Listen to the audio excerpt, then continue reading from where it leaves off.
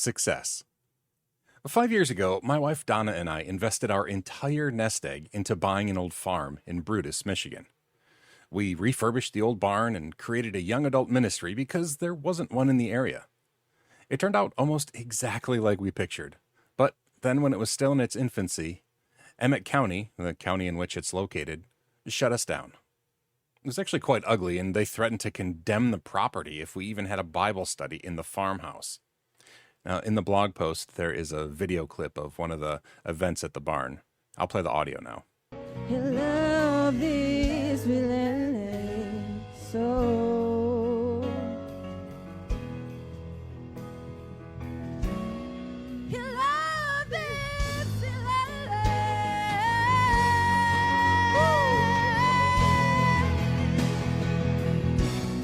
Your love is relentless.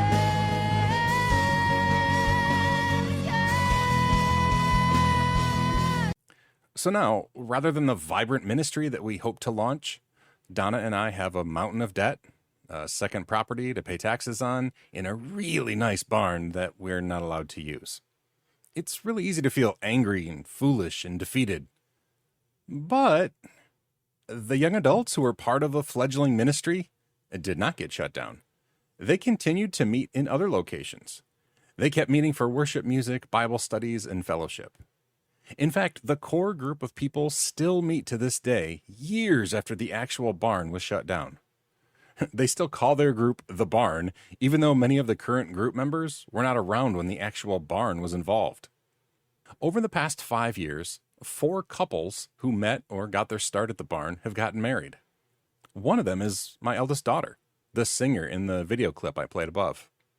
Her and her husband are expecting their first child, and our first grandchild in September.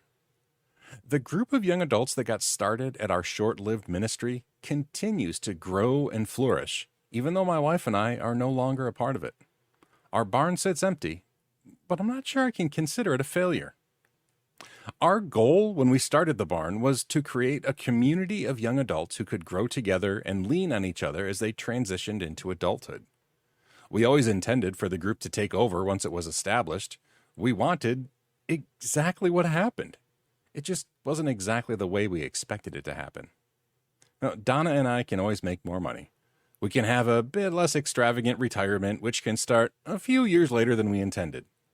But when we decided to invest everything we had into the lives of the young adults we cared for, our intent was to change their lives, not create a business.